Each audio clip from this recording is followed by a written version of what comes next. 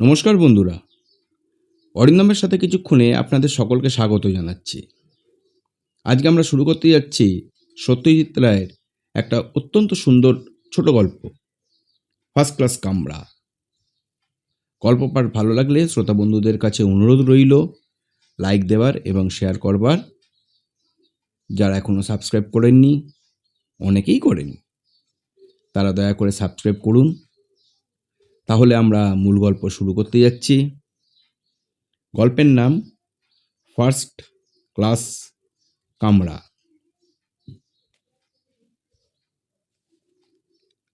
আগের আমলের first class কামরা, বাথরুম সমেত 4 বার্থ বা 6 বার্থ কম্পার্টমেন্ট আজকাল উঠেই গেছে। এটা যে সময়ের গল্প, অর্থাৎ 1970, তখনও মাঝে মধ্যে এক আধটা এই ধরনের কামরা কি করে জানি ট্রেনের মধ্যে ঢুকে পড়ত। যাদের পুরনো ট্রেনে চড়ার অভিজ্ঞতা আছে সেই সব ভাগ্যবান যাত্রী এমন একটি কামরা পেলে মনে করত হাতে চাঁদ পেয়েছে। রঞ্জনবাবুও ঠিক তেমনই বোধ করলেন গাড়িতে উঠে। প্রথমে তিনি নিজের চোখকে বিশ্বাসই করতে পারেননি। এই ধরনের কামরায় শেষ কবে তিনি চড়েছেন তার মনে নেই। পয়সাওয়ালা বাপের ছেলে, তাই ফার্স্ট ক্লাসে চড়ার অভ্যেস ছেলেবেলা থেকেই। একক কামরায় উঠে যখন 6 কামরা বিশিষ্ট করিডোর ট্রেন চালু হলো, তখন রঞ্জনবাবু বুঝলেন একটা আরামের জিনিস দেশ থেকে উঠে গেল। গত কয়েক বছর ধরেই এই জিনিসটা লক্ষ্য করে আসছেন তিনি। বাপের ছিল বুইক গাড়ি, পেছনের সিটে চিত হয়ে পা ছড়িয়ে বসে কত যে বেরিয়েছেন সে গাড়িতে। তারপর এলো ফিয়াট অ্যাম্বাসেডরের যুগ, আরামের শেষ। ব্রিটিশ আমলে টেলিফোন তুললে মহিলা অপারেটর বলতেন, নাম্বার প্লিজ। তারপর নম্বর চাইলেই লাইন পাওয়া যেত নিমেষের মধ্যে। আর এখন ডায়াল করতে করতে তর্জনের ডগায় কড়া পড়ে যায়। সমস্ত কলকাতা শহর থেকেই যেন আরাম জিনিসটা ক্রমশ লোপ পেয়ে যাচ্ছে। ট্রামে বাসে তাকে চড়তে হয়নি কোনো দিন, কিন্তু মোটর গাড়িতেই বা কী সুখ আছে। ট্রাফিক জ্যামের ঠেলায় প্রাণ হাঁপিয়ে ওঠে। গাড্ডায় গাড়ি পড়লে শরীরের হাড়গোড় আলগা হয়ে আসে। রঞ্জনবাবুর মতে এসবই হলো আসলে দেশ স্বাধীন হবার ফল। সাহেবদের আমলে এমন মোটেই ছিল না। কলকাতাকে তখন সত্যি একটা সভ্য দেশের সভ্য শহর বলে মনে হতো। রঞ্জনবাবু বছর 3 আগে 6 মাস কাটিয়ে এসছেন লন্ডন শহরে। সাহেবেরা বাঁচতে জানে, সুনিয়ন্ত্রিত জীবনের মূল্য জানে, সিভিক সেন্স কাকে বলে সেটা জানে। ঘড়ির কাঁটার মতন লন্ডনের টিউবের গতিবিধি দেখলে স্তম্ভিত হতে হয়। আর যেমন মাটির নিচে তেমনই মাটির ওপরে। ওখানেও তো জনসংখ্যা নেহাত কম নয়, কিন্তু কই, বাসস্টপে তো ধাক্কাধাক্কি নেই, গলাবাজি নেই, কন্ট্রাক্টরের হুঙ্কার আর বাসের গায়ে চাপড় মারা নেই। ওদের বাস তো একদিকে কাত হয়ে চলে না যে মনে হবে এই বুঝে উল্টে পড়ল। বন্ধুমহলে রঞ্জনবাবুর এই উগ্র সাহেবপ্রীতি একটা প্রধান আলোচনার বিষয়। ঠাট্টারও বটে, আর সেই কারণেই হয়তো রঞ্জনবাবুর বন্ধু সংখ্যা ক্রমশ কমে এসছে। শহরে যেখানে সাহেব প্রায় দেখা যায় না বললেই চলে, সেখানে অনবরত সাহেব আর সাহেবী আমলের গুণকীর্তন কটা লোক বরদাস্ত করতে পারে? পুলকের সরকার ছেলেবেলার বন্ধু, তাই তিনি এখনও টিকে আছেন। কিন্তু তিনিও সুযোগ পেলে বিদ্রূপ করতে ছাড়েন না। বলেন, এ দেশে জন্মানোই তোমার ভুল হয়েছে। তোমার জাতীয় সঙ্গীত হলো god save the queen, Jana Gana Mana নয়। এই স্বাধীন নেটিভ দেশে তুমি আর বেশি দিন টিকতে পারবে না হে। রঞ্জনবাবুও উত্তর দিতে ছাড়েন না। যাদের যেটা গুণ সেটা অ্যাডম্যান না করাটা অত্যন্ত সংকীর্ণ মনের পরিচয়। বাঙালিরা কলকাতা নিয়ে বড়াই করে, আরে বাবা, কলকাতা শহরের যেটা আসল বিউটি, সেই ময়দানটাও তো সাহেবদের তৈরি। শহরের যা কিছু ভালো সে তো তারাই করে দিয়ে গেছে। শ্যামবাজার, বাগবাজার, ভবানীপুরকে তে তুমি তা সুন্দর বলতে পারো না। তবে এটাও ঠিক যে ভালোগুলো আর ভালো থাকবে না বেশি দিন।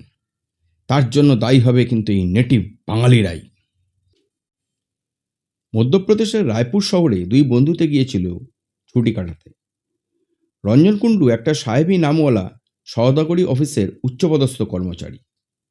পুলকেশ সরকার একটা বড় বিজ্ঞাপন প্রতিষ্ঠানের ম্যানেজার। এবার পুজো ঈদ মিলিয়ে দুজনেরই 10 দিনের ছুটি পড়ে গেছে। রায়পুরে দুজনেরই কমন ফ্রেন্ড মোহিত বোসের সঙ্গে 1 সপ্তাহ কাটিয়ে গাড়িতে করে বস্তারের অরণ্য অঞ্চল ঘুরে দেখে দুজনের একসঙ্গে কলকাতায় ফেরার কথা ছিল।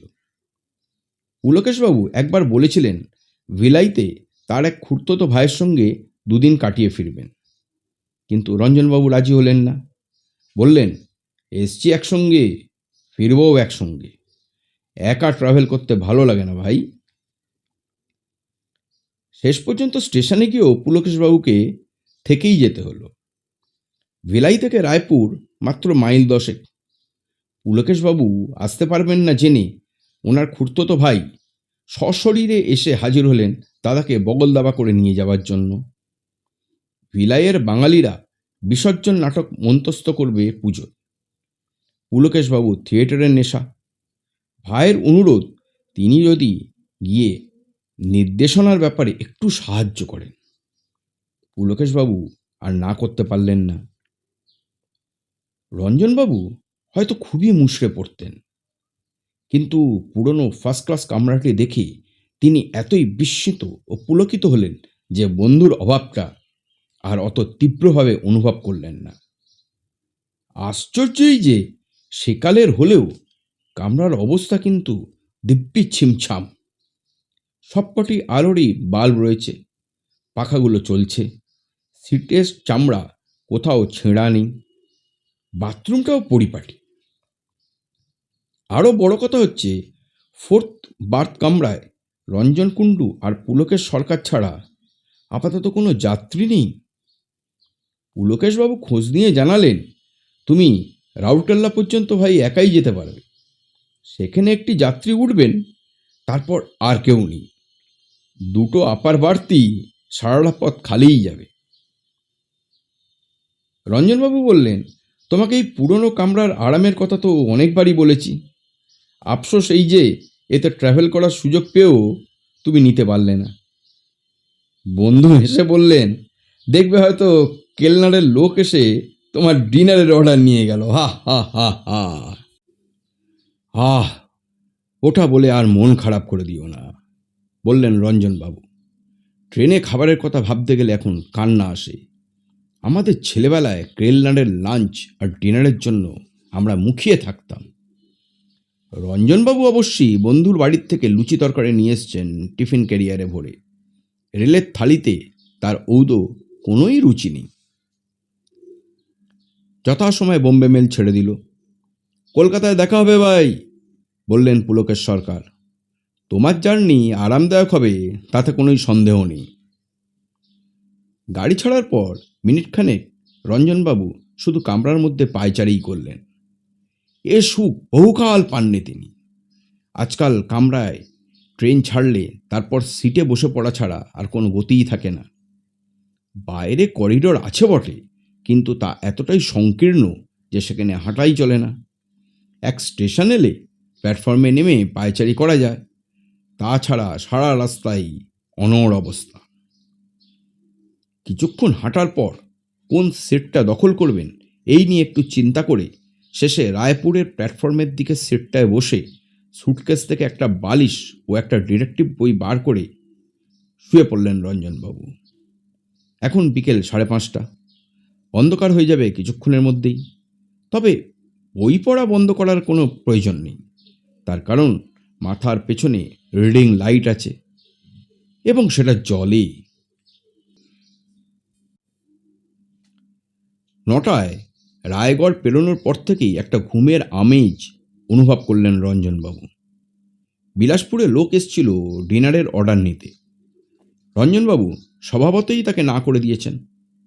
এবারে টিফিন ক্যারিয়ারটা খুলে খাওয়াটা সেরে নীল লাইট ছাড়া বাকি সবকটা আলো নিভিয়ে দিয়ে রঞ্জনবাবু বেঞ্চিতে গাটা এলিয়ে দিলেন। দেওয়া মাত্র মনে পড়ল রাউরকেল্লায় যাত্রী ঢুকবে ঘরে। আজকাল করিডর ট্রেনে ফার্স্ট ক্লাসে কোনো যাত্রী উঠলে কন্ডাক্টর গার্ড তার ব্যবস্থা করে দেয়। এই পুরনো গাড়িতে তাকেই উঠে দরজা খুলতে হবে কি? তাহলে কি তিনি দরজাটা লক করবেন না? যদি ঘুম না ভাঙে, ক্ষতি কি লক না করলে? যিনি আসবেন তিনিই না হয় লক লাগিয়ে নেবেন। আর এমন কিছু মাঝরাত্রির তো নয়। রাউরকেল্লা আসে মনে হয় রাত 10:30 নাগাদ। চিন্তার কোনো কারণই নেই। বেদম বেগে ছুটে চলেছে বোম্বাই মেল। কামরার দোলানিতে কারুর ভালো ঘুম হয় না, কিন্তু রঞ্জনবাবুর হয়। কোথায় যেন পড়েছিলেন, মা শিশুকে কোলে দোল দিয়ে ঘুম পাড়ানোর স্মৃতি শিশু বড় হলেও তার মনের মধ্যে লুকিয়ে থাকে।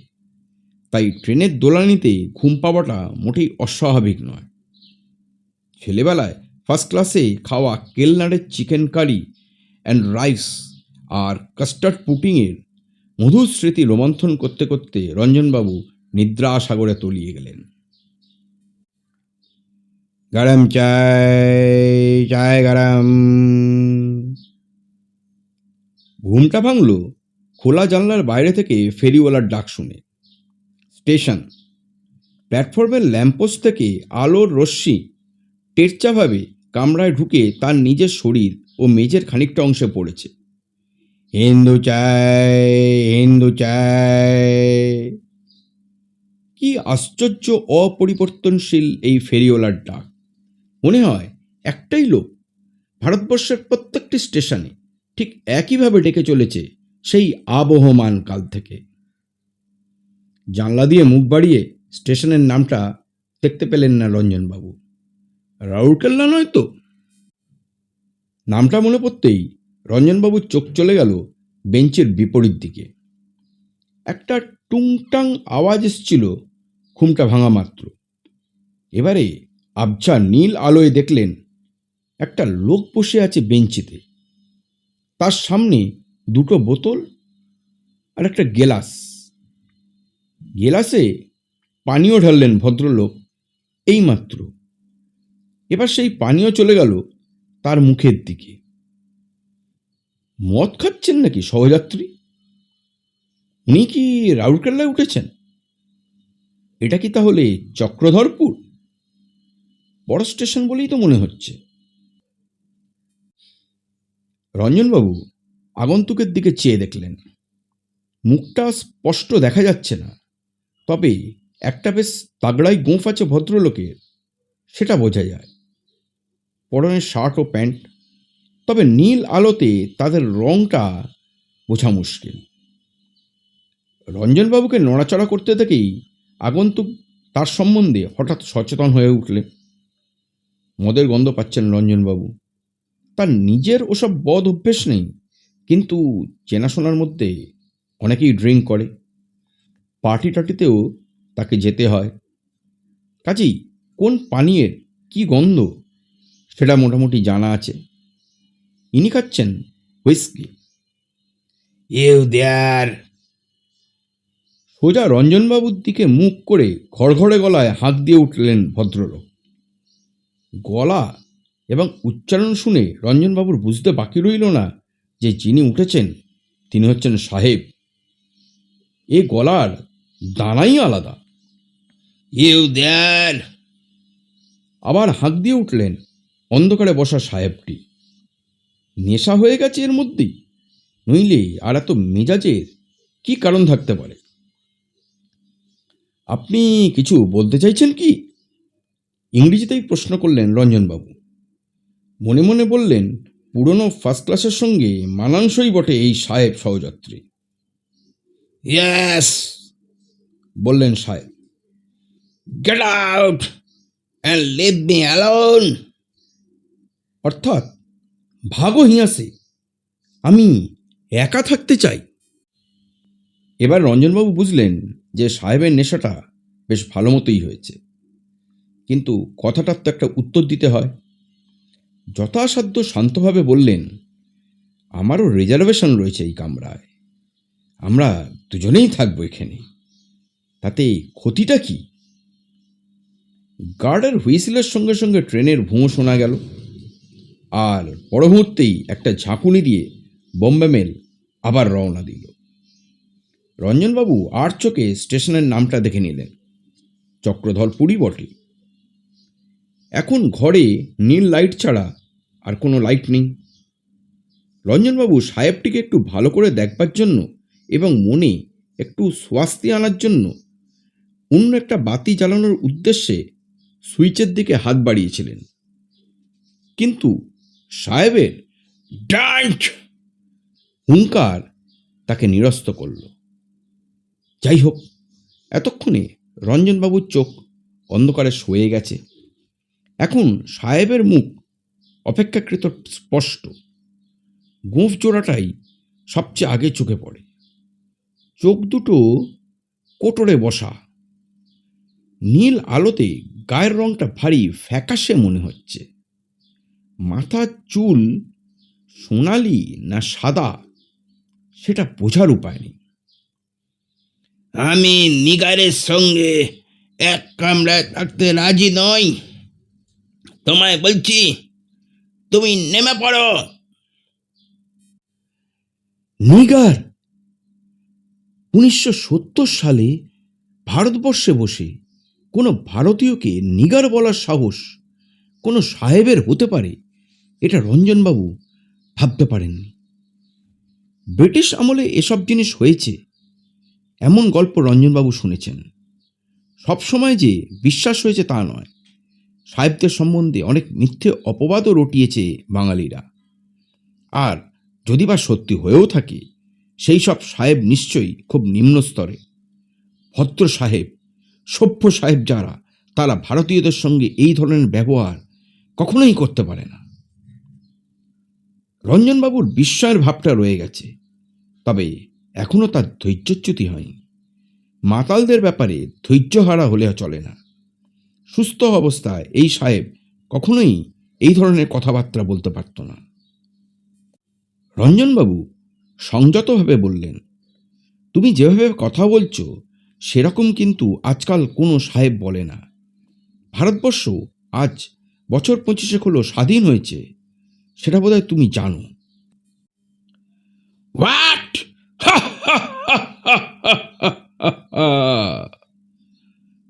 কথাটা বলেই সাহেব রঞ্জনবাবুকে চমকে দিয়ে ট্রেনের শব্দকে ছাপিয়ে হো হো করে হট্টহাস্য করে উঠলেন।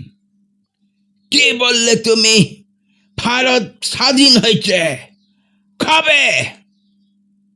1947 আগস্ট দ্য 15th। কথাটা বলতে গিয়ে রঞ্জনবাবুর হাসি পাচ্ছিল। স্বাধীনতার এতদিন পরে নিজের দেশে কাউকে তারিখ সমেত খবরটা দিতে হচ্ছে, এটা একটা কমিক ব্যাপার বই কি। You must be mad. আমি ম্যাড নই সাহেব, বললেন রঞ্জনবাবু। আমার মনে হয় তোমার নেশাটা একটু বেশিই হয়েছে। বটে। সাহেব হঠাৎ তার ডান দিকের বেঞ্চের ওপর থেকে একটা জিনিস তুলে নিলেন। রঞ্জনবাবু সভায় দেখলেন সেটা রিভলভার, আর সেটা শটান তারই দিকে তাক করা। সি দিস, বললেন সাহেব। আমি আর্মির লোক। আমার নাম major Davenport, second Punjab regiment. আমার মতন অব্যর্থ নিশানা আর কারণ নেই আমার রেজিমেন্টে। আমার হাত কাঁপছে কি? তোমার শার্টের 3য় বোতামের ডান দিকে আমার লক্ষ্য। ঘোড়া টিপলে সেইখান দিয়ে গুলি ঢোকে সোজা জানলা দিয়ে বেরিয়ে যাবে। তোমার আর কোনো অস্তিত্ব থাকবে না। ভালো চাও তো বেরিয়ে পড়ো। একে তো নিগার, তার উপর উন্মাদ। এটা কত সাল জানো? 1932। আমাদের অনেক উত্ত্যক্ত করেছে তোমাদের ওই নেংটি পড়ার নেতাটা। স্বাধীনতার স্বপ্ন তোমরা দেখতে পারো, কিন্তু সেটা বাস্তবে পরিণত হবে না কখনোই। এবারে সত্যি প্রলাপ বকছেন সাহেব। 1970 হয়ে গেল, আর 1932। নেংটি পড়া নেতা গান্ধীজি মারা গেছেন, তাও হয়ে গেছে 23 বছর। Come on now, get up. সাহেব উঠে দাঁড়িয়েছেন। রঞ্জনবাবু লক্ষ্য করলেন তার পা চলছে না। সবে কি শুরু করলেন তাহলে মদ খেতে? কিন্তু এত উল্টোপাল্টা বকছেন কেন? উনি কি তাহলে আসলে উন্মাদ? Up up. রঞ্জনবাবুর গলা শুকিয়ে গেছে। তিনি সিট ছেড়ে মেঝেতে নামতে বাধ্য হলেন, আর সঙ্গে সঙ্গে অজান্তেই তার হাত দুটো উপরের দিকে উঠে গেল। Now turn round and go to the door. সাহেব বলে কি? কমপক্ষে 60 মাইল বেগে চলেছে মেল ট্রেন। তিনি কি এই চলন্ত অবস্থায় তাকে গাড়ি থেকে নামিয়ে দিতে চান? এই অবস্থাতেও কোনো মতে একটি কথা উচ্চারণ করতে সমর্থ হলেন রঞ্জনবাবু। শুনুন মিস্টার ড্যাভেনপোর্ট, একটু পরেই টাটানগর। গাড়ি থামলে আমি চলে যাব অন্য কামরায়।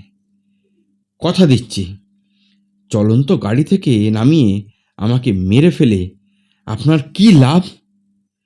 টাটানগর ও নামে কোনো স্টেশনই নেই। তুমি আবার আবল তাবল বকছ।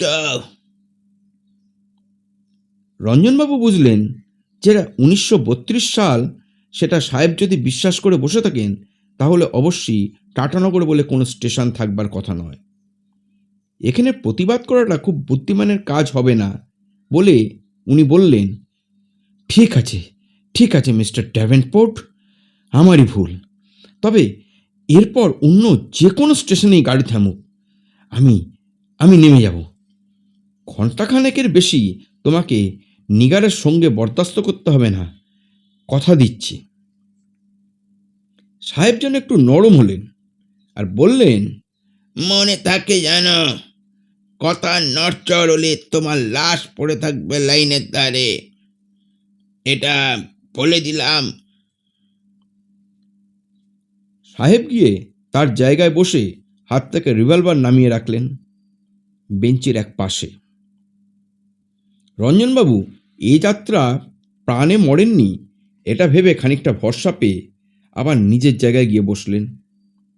সাহেব আর যাই বলুন, এর পরের স্টেশনে যে টাটানগর সেটা রঞ্জনবাবু জানেন। আসতে আরও 1 ঘন্টা দেরি। এই সময়টুকু তিনি এই কামরাতেই আছেন। তারপর কপালে কি আছে সেটা জানা নেই। অন্য ফার্স্ট ক্লাস কামরায় জায়গা পাবেন কি সেটাও জানা নেই, জানার কোনো উপায়ও নেই। ড্যাভেনপোর্ট সাহেব আবার মদ্যপান শুরু করেছেন। সাময়িকভাবে তার সামনের বেঞ্চের যাত্রীর কথাটা যেন তিনি ভুলেই গেছেন। রঞ্জনবাবু আধবোঝা চোখে চেয়ে রয়েছেন তার দিকে। এমন একটা বিভীষিকাময় ঘটনার মধ্যে তাকে পড়তে হবে কে জানত। পুলকেশ থাকলে এই জিনিস ঘটত কি? না, তা ঘটত না। তবে এর চেয়েও সাংঘাতিক কিছু ঘটতে পারত। পুলকেশ প্রচণ্ড রকচটা মানুষ, তাছাড়া শারীরিক শক্তিও রাখে যথেষ্ট। তার দেশাত্মবোধ প্রবল। কোনো সাদা চামড়ার কাছে এরকম অপমান হজম করার লোক সে নয়। হয়তো ধাঁ করে একটা ঘুষি লাগিয়ে দিত। কলেজের ফার্স্ট ইয়ারে পড়ার সময় এক গোড়াকে ঘুষি মেরে নাক ফাটিয়ে দেবার গল্প সে প্রায়ই এখনো করে। ট্রেন চলছে রাতের অন্ধকার ভেদ করে। মিনিট 10 পরে রঞ্জনবাবু অনুভব করলেন এই বিপদের মধ্যেও গাড়ির দোলানিতে তার মাঝে মাঝে একটা তন্দ্রার ভাব আসছে। এই অবস্থাতেও একটা নতুন চিন্তা তাকে সম্পূর্ণ সজাগ করে দিল। সাহেবের কোনো মালপত্র নেই, ব্যাপারটা অদ্ভুত নয় কি? একটা সামান্য হাত বাস্কও কি থাকবে না? শুধু মদ, সোডার বোতল, গ্লাস আর রিভলভার নিয়ে কি কেউ ট্রেনে ওঠে? আর এটা 1932 সাল, নেংটি পড়া নেতা, টাটানগর নেই, এসবেরই বা মানে কি? মানে তাহলে কি সাহেব কি আসলে জ্যান্ত সাহেব নন? তিনি ভূত? মেজর ডেভেনপোর্ট নামটা কি চেনা চেনা লাগছে। হঠাৎ থাঁ করে রঞ্জনবাবুর একটা কথা মনে পড়ে গেল। বছর 5 আগে ব্যারিস্টার বন্ধু নিখিল সেনের বাড়িতে আড্ডার কথা হচ্ছিল। বিষয়টা সাহেব প্রীতি এবং সাহেব বিদ্বেষ। কে বলেছিল ঠিক মনে নেই, কিন্তু বোম্বে মেলেই এক বাঙালিকে ফার্স্ট ক্লাস কামরা থেকে নামিয়ে দেওয়ার চেষ্টা করেছিল এক গোড়া সৈনিক। নামটা মেজর ডেভেনপোর্টই বটে। কাগজে বেরিয়েছিল খবরটা। সালটা জানা নেই, তবে 32 হওয়াটা আশ্চর্য নয়। সাহেবের হিসেবে একটু ভুল হয়েছিল। সেই বাঙালি ছিলেন অসীম সাহস আর দৈহিক শক্তির অধিকারী। অপমান হজম না করতে পেরে সাহেবকে মারেন এক 82 শিক্ষা ওজনের ঘুষি। সাহেব উল্টে পড়েন এবং বেঞ্চির হাতলে মাথায় চোট লেগে তৎক্ষণাৎ মারা যান। রঞ্জনবাবু অনুভব করলেন তার হাত পা ঠান্ডা হয়ে আসছে, কিন্তু এই অবস্থাতেও সামনের লোকটার দিকে আরেকবার না চেয়ে থাকতে পারলেন না তিনি। মেজর ডেভেনপোর্ট হাতে গ্লাস নিয়ে বসে আছেন। নাইট লাইটের আলো এমনিতেই উজ্জ্বল নয়, আলো শেডও অপরিষ্কার, বাল্বের পাওয়ারও বেশি নয়, তার উপর গাড়ির ঝাঁকুনি, সব মিলিয়ে সাহেবের দেহটাকে অস্পষ্ট দেখাচ্ছে। হয়তো এই কামরাতেই সাহেবের মৃত্যু হয়েছিল 1932 সালে, আর তখন থেকেই এই পুরনো আমলের ফার্স্ট ক্লাস কামরার রোজ রাত্রে। রঞ্জনবাবু আর ভাবতে পারলেন না। সাহেব তার দিকে দৃকপাত করছেন না, তিনি মদ নিয়ে মশগুল হয়ে বসে রয়েছেন। চেয়ে থাকতে থাকতে রঞ্জনবাবু অনুভব করলেন যে তার চোখের পাতা আবার ভারী হয়ে আসছে। ভূতের সামনে পড়ে মানুষের ঘুম পেতে পারে, এটা তিনি প্রথম আবিষ্কার করলেন। মেজর ডেভেনপোর্ট একবার নেই, একবার আছেন। অর্থাৎ চোখের পাতা বন্ধ হলে নেই, আবার খুললেই আছেন। একবার যেন সাহেব তার দিকে চাইলেন, তারপর যেন বহুদূর থেকে ভেসে আসা একটা কথা বেশ কয়েকবার এলো তার কানে, ডার্টি নিগার, ডার্টি নিগার। তারপর রঞ্জনবাবুর আর কিচ্ছু মনে নেই। রঞ্জনবাবুর যখন ঘুম ভাঙল, তখন জানলার বাইরে ভোরের আলো। সামনের বেঞ্চে কেউ নেই। রাতের বিভীষিকার কথা ভেবে তিনি একবার শিউরে উঠলেন, কিন্তু পরক্ষণেই ফাঁড়া কেটে গেছে বুঝতে পেরে হাঁপ ছাড়লেন। এই গল্প কাউকে বলা যাবে না। প্রথমত, কেউ বিশ্বাস করবে না। দ্বিতীয়ত, তিনি যে সাহেব ভূতের হাতে লাঞ্ছনা ভোগ করেছেন, এটা খুব জাহির করে বলার মতন ঘটনা নয়। ডার্টি নিগার কথাটা তার আঁতে লেগেছিল বিশেষভাবে, কারণ তার নিজের রং রীতিমতো ফর্সা, অনেক রোদে পোড়া সাহেবের থেকেও বেশি ফর্সা। এই রঙের জন্য লন্ডনে অনেকে তাকে ভারতীয় বলে বিশ্বাসই করেনি, আর তাকেই কিনা বলে ডার্টি নিগার। সংকল্প অনুযায়ী তার ট্রেনের অভিজ্ঞতাটা রঞ্জনবাবু কাউকেই বলেননি। তবে তার মধ্যে উগ্র সাহেব প্রীতির ভাবটা যে অনেকটাই কমেছে, সেটা তার কাছের লোকেরা অনেকেই লক্ষ্য করেছিল। ঘটনার 10 বছর পরে একদিন সন্ধ্যায় তার নিজের বাড়িতে বন্ধু পুলকেশের সঙ্গে কফি খেতে বসে রঞ্জনবাবুর ব্যাপারটা উল্লেখ না করেই পারলেন না। 70-তে রায়পুর থেকে ফেরার সেই দিনটার কথা তোমার মনে পড়ে? বিলক্ষণ বিলক্ষণ। তোমাকে বলি বলি করেও বলিনি, এক সাহেব ভূতের পাল্লায় পড়ে কি নাজেহালই হয়েছিলাম, তা তো আর জানো না। মেজর ড্যাভেনপুটের ভূত কি? রঞ্জনবাবুর চোখ ছানা পড়া হয়ে গেল। সে কি, তুমি জানলে কি করে? পুলকেশবাবু তার ডান হাতটা বন্ধুর দিকে বাড়িয়ে দিলেন। Meet the ghost of Major Davenport. রঞ্জনবাবুর মাথা ঝিমঝিম করছে। তুমি, তা তুমি একদিন বলে ফেললে তো সমস্ত ব্যাপারটাই ব্যর্থ হতো ভাই। আমার উদ্দেশ্য ছিল তোমার মধ্যে থেকে সাহেব প্রীতির ভূতটা তাড়ানো। ঘটনাটা যদি তুমি বিশ্বাস না করো তাহলে কাজটা হবে কি করে? আমি নিগার বলছি আর সাহেব নিগার বলছে, দুটোর মধ্যে তফাৎ নেই। কিন্তু কিন্তু কিভাবে? ভেরি ইজি, বললেন পুলকের সরকার। তোমার কামরাটা দেখেই ফন্দিটা আমার মাথায় আসে। গাড়ি ছাড়ার পর তোমার পাশের ফার্স্ট ক্লাস বগিটাতে উঠে পড়লাম। আমার ফার্স্ট এডের বক্স থেকে তুলো নিয়ে গোঁফ করেছিলাম। তাছাড়া নো মেকআপ। আমারই কামরায় একটা গুজরাটি বাচ্চার হাতে দেখলাম একটা খেলার রিভলভার। এক রাতের জন্য ধার চাইতে খুশি হয়েই দিয়ে দিল। তার বাপের সঙ্গে হুইস্কি ছিল, সেটাও চেয়ে নিলাম। অবশ্যই কেন নিচ্ছি সেটা বলতে হয়েছিল। আমি নিজে খেয়েছি শুধু জল। হুইস্কির বোতলটা খোলা রেখেছিলাম যাতে তুমি গন্ধ পাও।